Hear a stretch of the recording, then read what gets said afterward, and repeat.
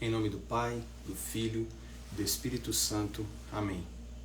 Que o Senhor agora possa iluminar a nossa inteligência, purificar o nosso imaginário e santificar a nossa vontade, para que essa meditação sobre a fé possa gerar em nós frutos de conversão. Em nome do Pai, do Filho e do Espírito Santo. Amém. Continuando então a meditação sobre este livro aqui, vamos falar nesta meditação sobre a fé. Eu vou pegar a palavra, vou ler apenas um versículo. A fé é o fundamento da esperança. Então, nós não conseguimos ter esperança se nós não temos fé. Vamos pensar o que é fundamento. Eu vou construir uma casa. Eu preciso fazer a fundação, ou seja, aquilo que sustenta aquela casa. A fé, então, é que vai sustentar a nossa esperança de que a nossa vida, ela não é neste mundo. Neste mundo nós estamos apenas de uma passagem, para que nós possamos unir a nossa vontade à vontade de Deus, como nós vimos na meditação sobre a virtude da caridade, e assim estarmos perfeitamente unidos a Ele no céu. Quando nós vamos à missa, nós professamos o credo. Creio em Deus Pai Todo-Poderoso, Criador do céu e da terra. Presta atenção. Creio em. Então eu creio em alguma coisa. Nós católicos, nós cristãos, nós cremos na Santíssima Trindade. Nós cremos que Deus, Espírito puro, inteligência, Deus é ato puro, em Deus não existe potências, porque Deus é. Por isso ele diz a Moisés: vá ao faraó e diga que aquele que sou te mandou aqui, o eu sou. Porque Deus não pode se tornar mais bondoso, porque ele tem a plenitude da bondade. Deus não pode se tornar mais humilde, porque ele tem a plenitude da humildade. Deus não pode se tornar mais nada, porque ele já é tudo. Então, Deus é ato. Nele não há potências. Potências há em mim. Eu posso me tornar uma pessoa melhor. Eu posso me tornar mais bondoso. Eu posso me tornar mais paciente. Isso é potência. E aí eu posso colocar em ação para se transformar no ato. Então nós cremos neste Deus, que é o Pai, que é o Filho, que é o Espírito Santo na mesma pessoa, consubstanciais. Jesus foi gerado, não criado, e o Espírito Santo procede dos dois. Deus Pai, então, num ato de pensamento, se viu em Jesus e colocou em Jesus todo o seu poder, toda a sua afeição, gerando o Filho em si mesmo. E o Filho, sendo Deus, não assume essa condição, mas aceita por amor ao Pai, como nós vimos ontem. Ele aceita então entregar-se totalmente, assumir a nossa condição humana, menos no pecado, e assumir ainda a cruz para nos resgatar dos nossos erros. E assim, ele devolve ao Pai, num esvaziamento completo de si mesmo. Esse movimento de amor do Pai no Filho, do Filho no Pai, do Pai no Filho chama koinonia, do grego, e do Filho no Pai chama kenosis, ou esvaziamento. Esse movimento de amor gera então uma terceira pessoa que faz procedê-la dos dois, do Pai e do Filho, que é o Espírito Santo. E nós acreditamos nisso. Creio em. Nós cremos na Santíssima Trindade. Para viver uma fé profunda, para que esta fé seja então o fundamento da nossa esperança, para que nós possamos viver essa vida para unir a nossa vontade à vontade de Deus, nós precisamos de alguns passos que são importantes. Nós precisamos nos deixar ser tocados pelo Pai, pelo Filho e pelo Espírito Santo. Porque ao sermos batizados, nós recebemos em nós a semente divina, que é a graça que santifica. Assim como a semente de uma laranja, de um feijão, quando plantada na terra, precisa de ser regada, precisa de ser cuidada, precisa de ser alimentada para que ela brote, para que ela se torne uma árvore, para que ela dê frutos. A semente da graça, que também foi plantada em nós pelo batismo, precisa de ser cuidada, de ser regada.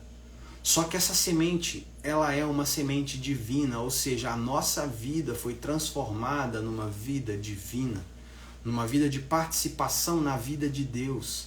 E um dia nós seremos chamados a participar dessa vida perfeitamente na visão beatífica do céu.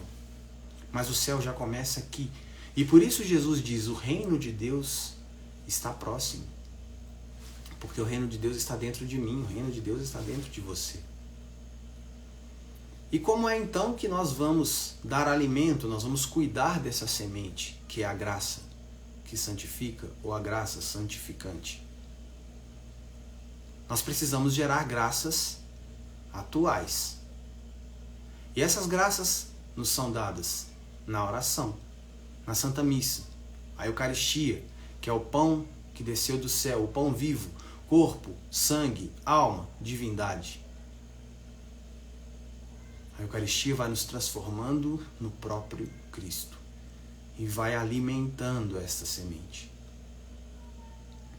A oração de meditação, onde você se recolhe no silêncio, quando Jesus diz, quando orares ao teu Pai, entra no teu quarto, fecha a porta e ora ao teu Pai em silêncio, é para nós fecharmos as portas dos sentidos, da visão, da audição, do paladar, do tato, do olfato, para que nós possamos entrar dentro de nós, na nossa fantasia, na nossa imaginação. Mas muitas vezes, muitas vezes nós temos o nosso imaginário cheio de porcaria. E porcaria no sentido literal da palavra. Por quê? Porque os meus olhos só olham coisas que não prestam. E isso fica no meu registro de memória. Eu só escuto músicas com letras profanas. Isso fica no meu registro de memória. Eu não regulo a minha boca. E se eu não regulo a minha boca, eu não consigo controlar o meu corpo. Então eu vou gerando prazeres, vou me tornando uma pessoa apaixonada pelas sensações carnais.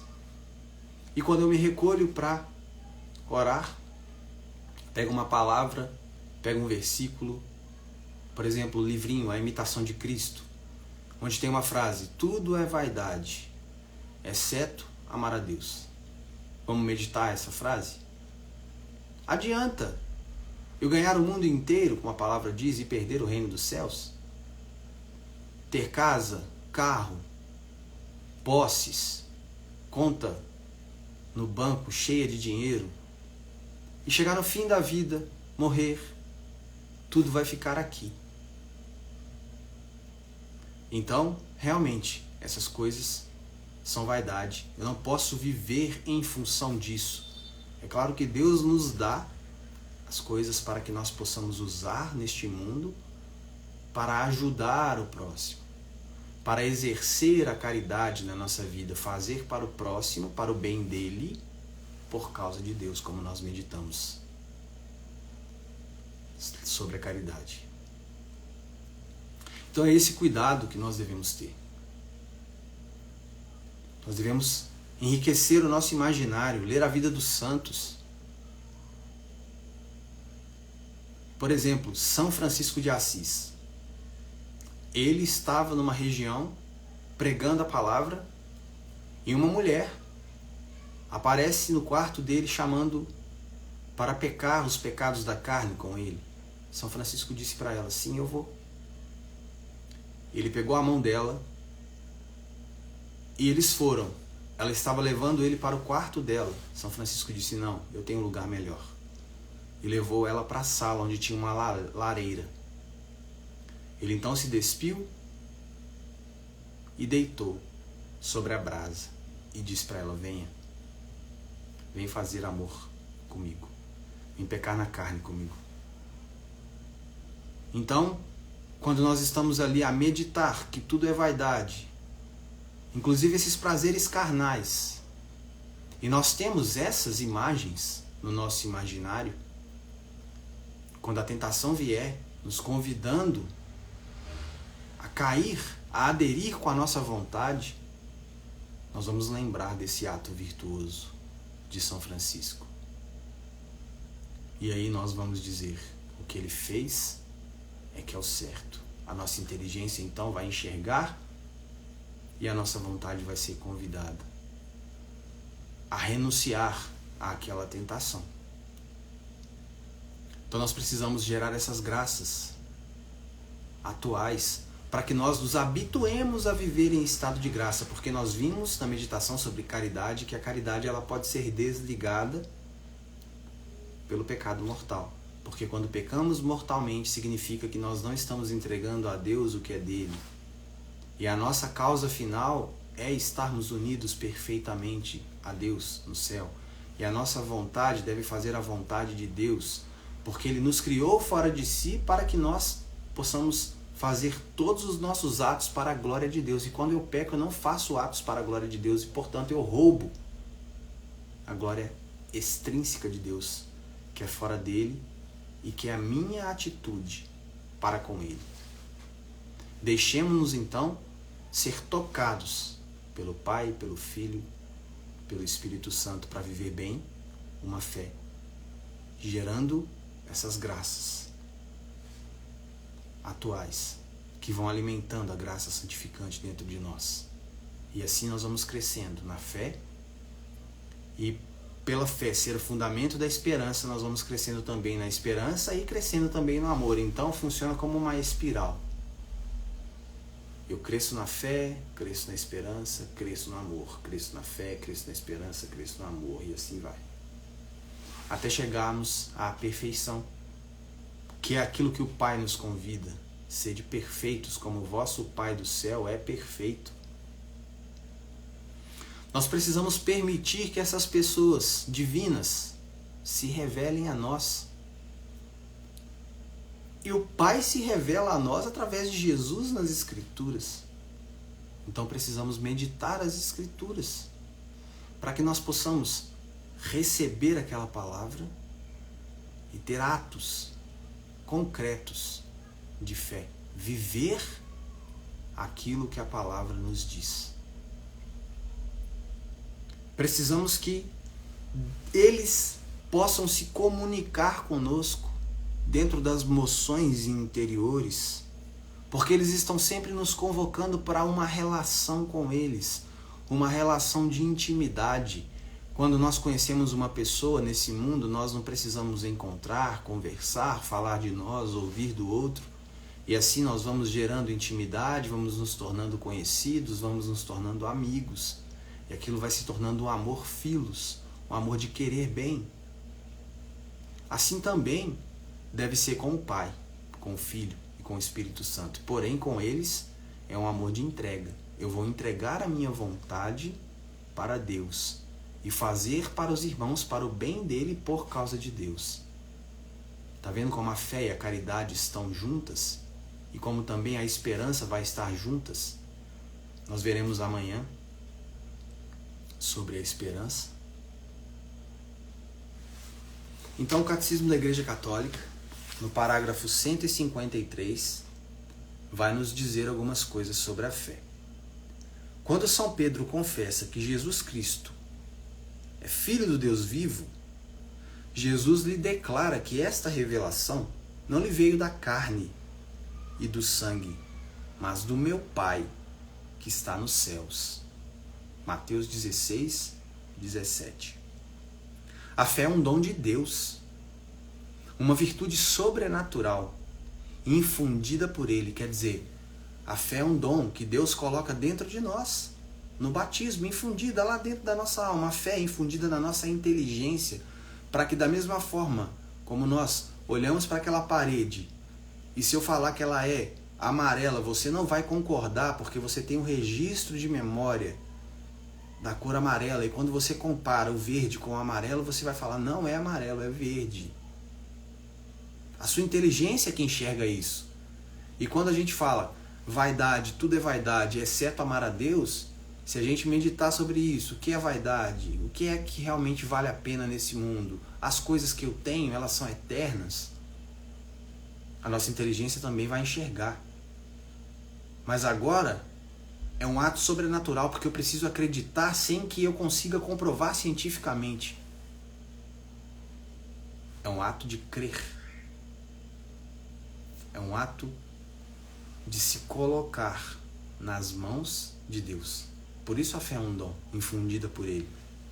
Para que se possa manifestar esta fé, é necessária a graça de Deus, que provê e socorre e ajuda interior do Espírito Santo, que move o coração e o leva a Deus. Então nós precisamos estar abertos à ação do Espírito Santo, que move o nosso interior e que leva para Deus. Então precisamos clamar o Espírito Santo, precisamos dizer: vem Espírito Santo, eu abro o meu coração, eu abro a minha inteligência para ser iluminada, para que eu possa exercer a fé. Eu abro a minha vontade para fazer a tua vontade. Ele move o coração e o leva a Deus. Abre os olhos da mente. Olha só que legal, a mente tem olhos. É a inteligência, que é o olho, que enxerga. E confere a todos a docilidade no consentimento e na crença na verdade. Então é isso que a igreja nos ensina aqui no Catecismo, no parágrafo 153. Vou ler também o parágrafo 154. Crer só é possível pela graça e pelo auxílio interior do Espírito Santo. Então a gente só consegue acreditar no que a gente lê na Bíblia, no que a gente ouve quando a gente está ouvindo uma pregação, uma meditação como essa. A gente só consegue acreditar com os auxílios de Deus, através da graça, estar abertos, e através das moções interiores do Espírito Santo, que vai tocar no nosso interior.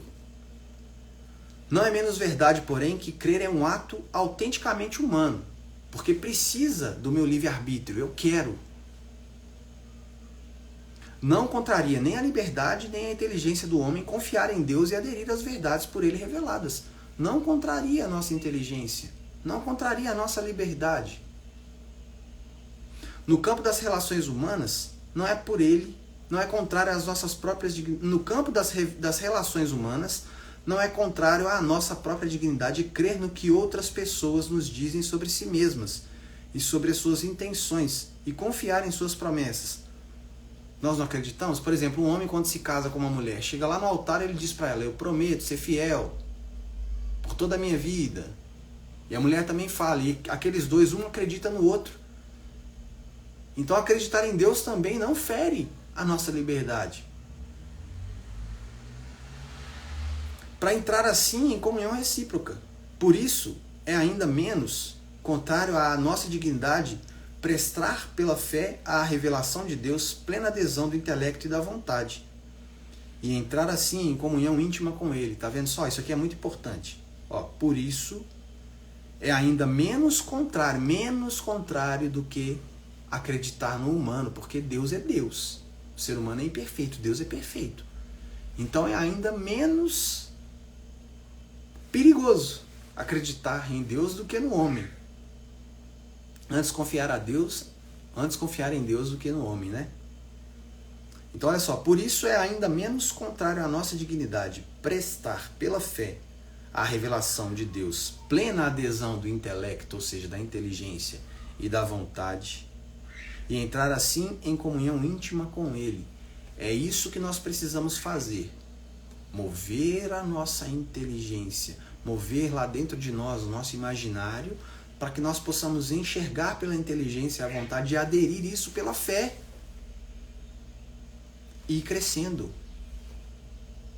Acreditar que quando a igreja me diz assim, guardar domingos e festas, que eu preciso ir na missa todos os domingos, que eu preciso ir na missa nos dias de guarda, Corpus Christi, 8 de dezembro, 25 de dezembro, 1º de janeiro.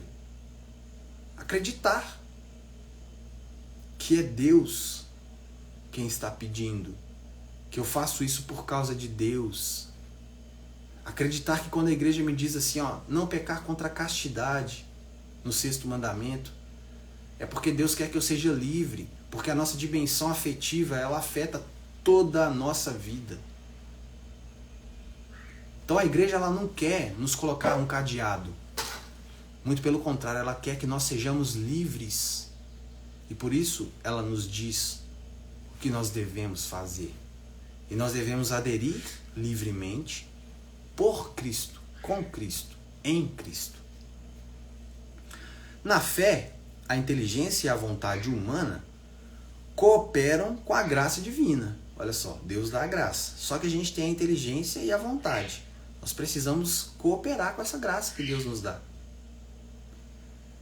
Agora Deus está falando muitas coisas para você que está vendo esse vídeo. Isso está chegando, você está usando o seu imaginário para receber essas informações e a graça de Deus, ela está fluindo, ela está passando. Muitas coisas que eu posso estar falando aqui pode estar tocando teu coração. Mas você, com a sua inteligência, com a sua vontade, é que precisa cooperar com tudo que está sendo dito aqui, porque são palavras que vêm de Deus, não são minhas. É isso que o catecismo está nos dizendo.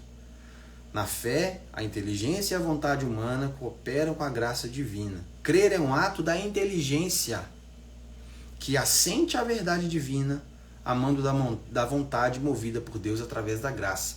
Vem uma vontade, vem uma graça de Deus na vontade. Eu quero ler a Bíblia. Então você vai lá e senta e começa a ler. Aí você começa a prestar atenção naqueles atos de Jesus no Evangelho. E aí você começa a imaginar aquelas cenas. E você começa a enxergar ali um monte de verdades. E você precisa ver isso com a inteligência, que aquilo realmente é verdade, acreditar que aquilo é verdade. Que aquilo que Jesus fala, quem me ama guarda os meus mandamentos. Você precisa acreditar que isso é verdade. E isso vem de você, da nossa inteligência. Nós precisamos mover a nossa inteligência e a nossa vontade para cooperar com a graça divina. É isso que o Catecismo da Igreja ele está aqui nos falando. Se não houver a nossa cooperação, nós não vamos conseguir crescer na fé. Vivemos a nossa fé com a igreja, porque a igreja tem aqui um magistério que vai falar para nós tudo o que nós precisamos acreditar. Nós vivemos também a nossa fé com as escrituras, e nós vivemos também a nossa fé com o magistério, com a tradição. O magistério no catecismo, as escrituras na Bíblia e a tradição que veio através dos apóstolos e através dos séculos. E a mesma fé que os apóstolos professavam, nós professamos. Cremos em Deus tal qual como Ele se revela nas Escrituras.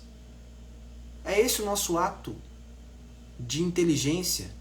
Acreditar que Jesus está revelando o Pai. Quem me vê, vê o Pai, ele disse. E acreditar que essas revelações são revelações do próprio Deus. Cremos num Deus que é Pai, Criador e sustentador do universo. Porque tudo que existe, existe no ser de Deus. Se um homem se casa com uma mulher e eles se unem no ato conjugal, vai nascer uma criança, um ser humano. Se um cachorro se une a uma cadela, vai nascer um cachorro. Porque nós passamos para frente a nossa natureza. A natureza humana, a natureza do cachorro, o gato passa a natureza do gato. Só que Deus, ele foi a causa primeira de todas as coisas, porque eu existo por causa dos meus pais existem por causa dos pais deles. Se a gente for regressando atrás, nós vamos voltar para o infinito, e isso é impossível. Então precisa ter uma primeira causa que não foi causada por nada. E essa primeira causa é Deus. E essa primeira causa é que causou todas as outras coisas. Então em Deus existem todas as naturezas. Tudo saiu dele, e nós existimos então no ser de Deus, e por isso que nós cremos num Deus que é Pai, Criador e sustentador de todas as coisas. Cremos em seu Filho que através de Deus fez todas as coisas que o Pai quis. Revelou tudo aquilo que o Pai quis. Tudo que eu faço é para agradar o Pai, disse Jesus. Cremos num Filho que é sabedoria do Pai.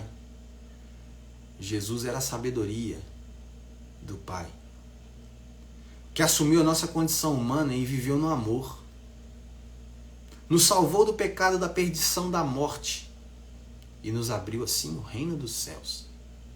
É nisso que nós cremos. Cremos também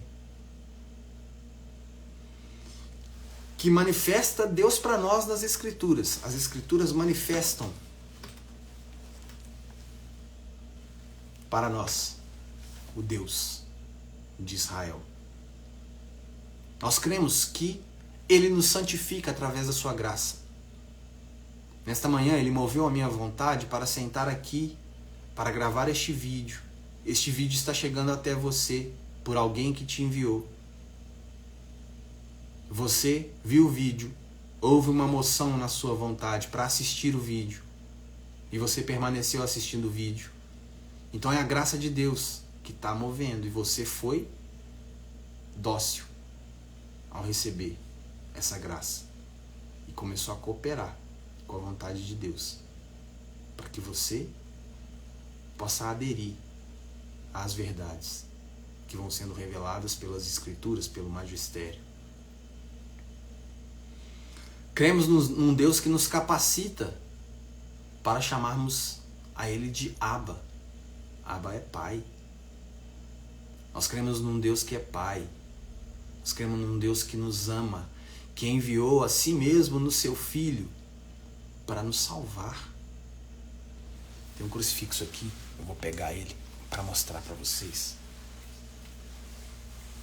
o ato de um Deus que nos ama. Olha isso.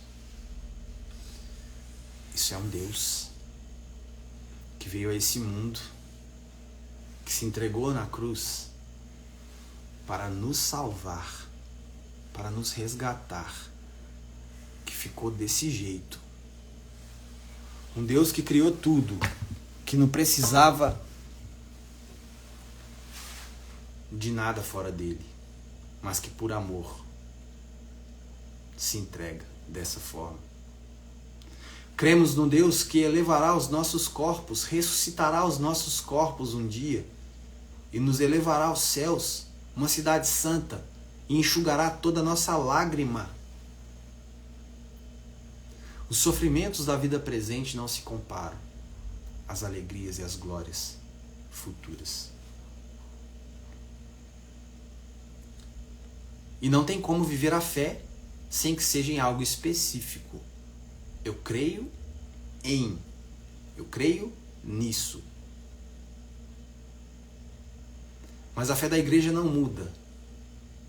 É a mesma dos tempos de Cristo até os dias de hoje. Mas o mundo quer mudar a nossa mente para que a gente não queira aderir às verdades que Cristo nos revelou e quer retirar de nós todas essas verdades, colocando filosofias e pensamentos modernos que nos afastam da verdade perene que vem da igreja, do magistério, das Escrituras, da tradição. Timóteo capítulo 1, versículo 12. Eu sei em quem acreditei. Vivemos nossa fé quando ordenamos nossa existência de modo a corresponder com Deus. Então nós precisamos ordenar a nossa existência para corresponder àquilo que Deus nos pede. Porque senão eu vou viver somente no meu apetite sensível. E nós somos animais racionais. Ou seja, temos um apetite sensível e um apetite racional.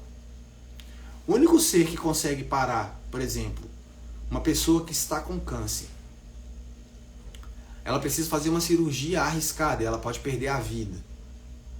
Mas é o único ser vivo que consegue parar e falar assim, ó, eu vou fazer essa cirurgia, mesmo correndo risco de vida, porque eu sei que se eu fizer, eu vou prolongar os meus dias de vida. Se eu não fizer, essa doença vai me levar. Então, ainda que a gente corra risco, a gente aceita. Porque nós temos um apetite racional que conseguimos pensar. Agora, quando nós não ordenamos a nossa existência de modo a corresponder com Deus, nós ficamos somente no apetite sensível. E aí os cachorros também vivem só no apetite sensível. E aí nós passamos a viver como bichos, como animais, porque esquecemos da parte racional. Ao dar a Deus consentimento em nosso intelecto, precisamos ordenar então os nossos atos para corresponder com aquilo que Ele nos pede. A fé viva no Pai é impensável sem obediência filial a Ele. Não há como ter uma fé viva sem uma obediência de filho no Pai. Quando o nosso Pai fala assim, meu filho, não faça isso, nós não acreditamos? E acreditamos por quê? Porque nós temos uma obediência filial, nós sabemos que o nosso Pai quer o melhor para nós. Quem dirá Deus, que é o Criador de todas as coisas? A igreja aguça o nosso intelecto através de seus ensinamentos. Nós precisamos meditar naquilo que nós ouvimos, usar o nosso imaginário. Será que isso que essa pessoa está falando é assim? É assim que funcionam as coisas no mundo mesmo? E comparar com essas filosofias modernas que vão chegando na nossa vida e ver se aquilo que está sendo dito é assim mesmo. E a gente vai perceber que tem muita coisa estranha sendo falada por aí. As Escrituras iluminam a nossa inteligência. E a nossa consciência então é iluminada. Porque a inteligência é os olhos da nossa alma, que vão enxergar as verdades e vão convidar a nossa vontade a aderir. E nós precisamos, com o nosso livre-arbítrio, entender que as verdades de fé são perenes. A fé viva no Filho se manifestará na imitação dele. Se nós temos fé em Cristo, nós precisamos imitar a Cristo. E os nossos atos têm que ser atos de Cristo. E nós temos essa capacidade pela graça santificante que foi colocada em nós. As virtudes da fé, esperança, caridade, prudência, fortaleza, temperança, justiça. 7. E os 7 dons do Espírito Santo. Aquela semente divina nos faz ter agora uma participação na vida divina. E por ela ser sobrenatural, os nossos atos também agora podem ser sobrenaturais. E é isso que nós precisamos entender. Porque muitas vezes nós não usamos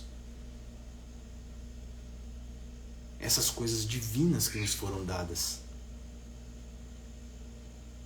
Observamos os atos de Cristo e vamos fazer a mesma coisa, reproduzindo a sua vida imortal na nossa vida mortal. Nós precisamos reproduzir aquilo que Cristo fez na sua vida imortal, na nossa vida mortal. Tem um ditado popular que é muito legal. Diziam que o ferro era forte. E o ferro disse, não, eu não sou forte. Quem é forte é o fogo. Porque quando eu sou colocado no fogo, eu me derreto. Aí falaram, o fogo, você é forte? O fogo, não, eu não sou forte. Porque quem é forte é a água. Quando joga água em mim, eu sou apagado. Aí a água, você é forte? Não, eu não sou forte.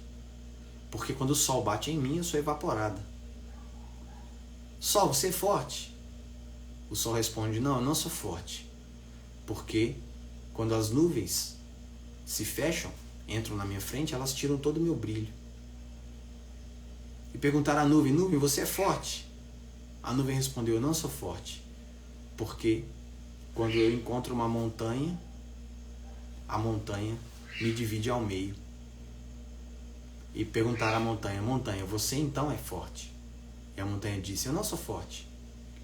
Porque o homem vem e me destrói. Ah, então o homem é forte. Perguntaram ao homem, homem, você é forte? O homem disse, não, eu não sou forte. Porque vem a morte e me leva. Ah, então a morte é que é forte. E a morte respondeu, eu pensei realmente que eu era forte. Mas aí veio um Deus que se encarnou, que morreu, e ao terceiro dia ele ressuscitou e me venceu. Ele sim é forte, porque ele é eterno. Você acredita? Que Deus quer mudar a sua vida, que Deus quer mudar a sua história? Você só precisa estar aberto. e ter uma decisão, porque a graça está tocando você agora, de meditar, de estudar o catecismo, de meditar pelo menos o evangelho, porque aí você vai ver os atos de Cristo para você imitá-lo. Ler algumas leituras espirituais, livros assim são baratos.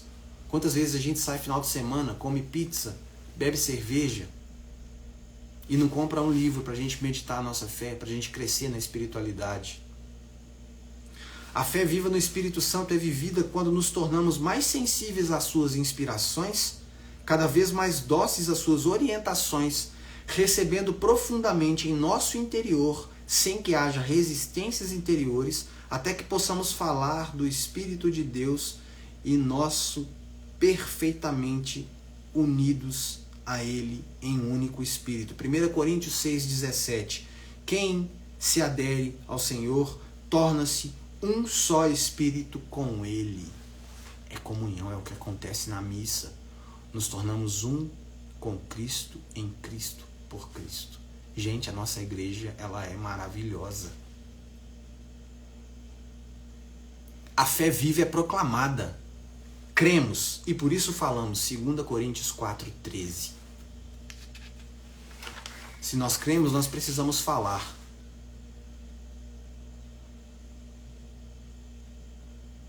Cuidado com aquilo que o mundo tem dito nos dias atuais. Eu não vou ficar entrando em detalhes, porque todo mundo sabe quais são as coisas que o mundo tem dito, as confusões que o mundo tem querido causar em nossa mente. Mas a igreja nos fundamenta no que acreditar. O Cristo nos fundamenta no que acreditar. A fé viva fica ansiosa para ser propagada. A fé precisa ser propagada. Você é convidado a propagar a fé. E por isso você é convidado a estudar o catecismo, as escrituras, a tradição. O mundo atual nos convida a viver nossa fé da nossa forma. Mas Cristo nos convida a viver a nossa fé com a igreja, em comunhão com o Papa, em comunhão com o clero, em comunhão com a paróquia, em comunhão com os irmãos. Nós precisamos enfrentar o que o mundo tem tentado retirar e ir ao martírio se preciso for. Paulo, ele enfrentou um império, perdeu a cabeça em Roma. Pedro, aquele que negou a Cristo, mas depois foi crucificado de cabeça para baixo. Quantos mártires nós tivemos para defender a fé, para que essa fé chegasse a mim e a você. O Senhor é minha luz e salvação. De que terei medo? Que o Senhor te abençoe. Em nome do Pai, do Filho e do Espírito Santo. Amém.